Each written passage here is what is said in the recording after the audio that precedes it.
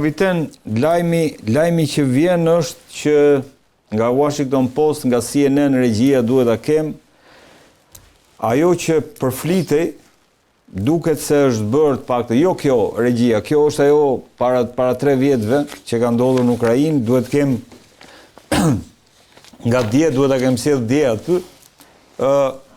Rusia është sipas, këtu citoj zyrtar amerikan, citoj CNN, këtu jemi te CNN, Rusia po e ndihmon luftën e Iranit duke i dhënë inteligjencë mbi objektivat ushtarak amerikan. Thon burimet, jemi tek burimet, nuk jemi tek si e vlerëson këtë, sepse herën e fundit tham që Rusia është e angazhuar në një luftë tjetër dhe po, kjo është e vërtet, por dhënia e inteligjencës nuk është burim i madh financiar.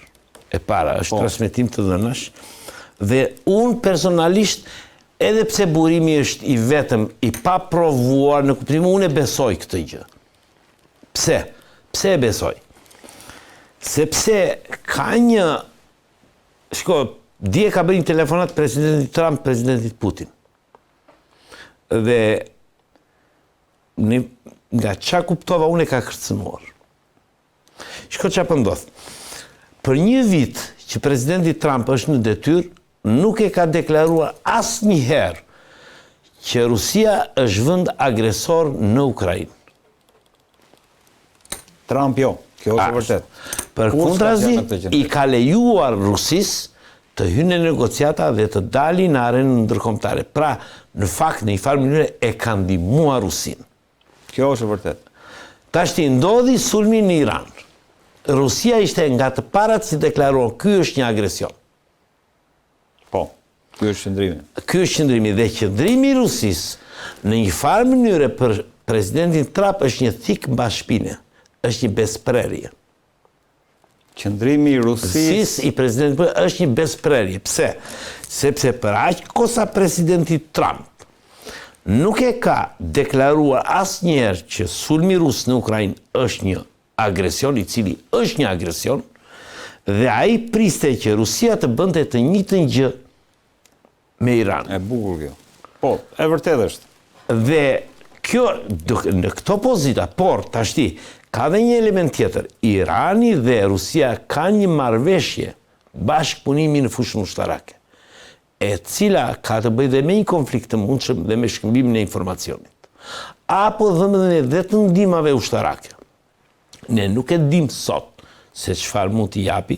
Rusia është e angazhuar dhe biles humbjet këto 2-3 ditë të fundit ka qenë të mëdha në fushën detare, në bazën e re që ata mbajnë flotën, por problemi është që Rusia në një farë mënyre, po ta shikojmë me vëmendje, pavarësisht se ka aleancë me Iranin, në fakt është një pozicion që e ka trajtuar personalisht Putin presidentin Trump në lidhje me marrëdhëniet që ata pasur me Ukrainën. Pra, si e kanë trajtuar Ukrainën. Kjo do të thotë që presidenti Trump në dijenin time, me aq sa kam lexuar midis rjeshtave, e ka kërcënuar Putin në lidhje me Ukrainën. Pra, në qoftë se ai nuk ndryshon qëndrimin ndaj Iranit, goditjes, atëherë presidenti Trump mund të ndryshojë qëndrimin që ka ndaj Ukrainës. Pra, ta konsideroj agresor, ta konsideroj agresor dhe t'i japi të gjitha ndihmat e nevojshme që i duhen Ukrainës. Po, në fakt me Trumpin ka ndaluar, do kjo është e vërtet. Nga marsi nuk ka pasur më. Do të rikthehet mbështetja ushtarake. Pra, në këtë mënyrë unë shikoj një mënyrë, një ndryshim të kursit të presidentit Putin në raportet personale që ka me presidentin Trump dhe me Shtetet Bashkuara këto kohë, dhe kjo mund të sjellë një qasje tjetër presidentit Trump në Ukrainë.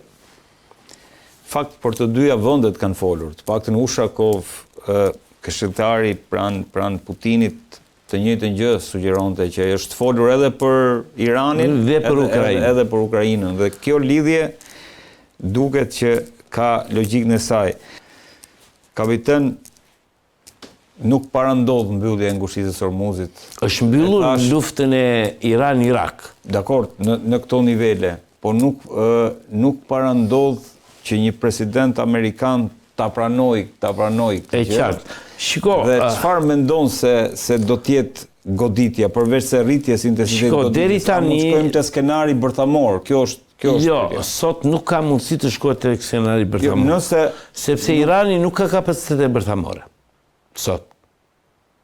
Jo, dakor, dhe nuk ka nga Izraeli dhe Shtetet e Bashkuara të Amerikës për shkak se Izraeli dhe Shtetet e Bashkuara të Amerikës nuk janë shtete të cilët mund të përdorin armën bërthamore për të arritur një fitore të tillë. Po si do ta zgjidhin ndërkohë që Rusia dhe Kina janë këtej? Pikërisht do vazhdoj kjo që thash, që do vazhdoj përplasja. Pra derisa njëri të thyet. Kjo është. Por nuk sa kapacitete kanë Shtetet e Bashkuara të Amerikës sepse ajo që lexojmë është që nuk është se i ka pa limit. Shiko, Amerika ka vendosur nga Korea disa sisteme THAAD me çpasha dhe kishte shqetësim. Shiko, Amerika ka rreth 400 anije. Dhe në operacion aty marrin pjesë rreth 12 anije. Janë 400 këtej. Pra, Amerika ka marrin pjesë 2 aeroplan mbajtëse, 8 ose 9 kryqëzor, të cilët janë kryqëzor me raketa drejtuara, Tomahawk, 9 ndece dhe në një anije ndihmuese, domethënë që bën ato. Kjo është numri i anijeve që marrin pjesë në operacion. Nuk është ajo që është 30%. Jo, nuk është 30%. Sikur u tha gjysma e flotës përpara. Jo, nuk është e vërtet. Sepse nuk është e nevojshme të marrë gjithë flota, nuk jemi në fazën e kontrollit. Kjo do të ndodhi kur të ndodhi kontrolli i ngushitës së Ormuzit, i plot nga ana e Shtetit Bashkuara. Fakti është që nuk është minuar, është fat i mirë, që nuk është minuar, por shiko, ka dhe një gjë tjetër që kundërshtimi i kontrollit detar mund të ndodhi dhe nga toka pa nevojën e mjeteve. Po marrë rastin e Ukrainës. Ukraina nuk ka asnjë anije. Por deri tani ka mbytur 1/3 e flotës ruse detit zi. Dhe e ka bërë me armë me bazë në tokë. Që do të thotë që edhe nëse janë mbytur 30 anije të Amerikës, të Iranit, përsëri ka mundësi që të bëhet kontroll. Por, dhe pikërisht kjo është arsye që unë po them bombardimi ose goditja në tokë nga ajri nuk do të eliminoj vetëm flotën ose bazën e raketave dhe raketat, por do të eliminoj dhe sistemin bregdetar të kërcënimit të Ormuzit. Dhe prandaj President Trump ka urdhëruar që të shoqërohen anijet. Shiko, anijet në fakt jo se ka pengesë lundrimore, nuk ka pengesë lundrimore. Në fakt, një nga arsyet që u stopua ishte kërcënimi që vinte nga Irani dhe rritja e siguracionit. Anijeve ju rritë shumë siguracioni për të kaluar. Dhe kjo bëri që u treguan më të kujdesshëm dhe nuk filluan të kaloni. Por në rast se do të kemi një goditje ku të eliminohet i gjithë kërcënimi që vin nga toka në drejtim të detit i Iranit në ngushtinë e Ormuzit, mund të filloj, po është shumë e thjeshtë për të filluar sepse bëhet neutralizohet e gjithë sistemi mbrojtjes bregdetare apo i sulmit bregdetar të Iranit.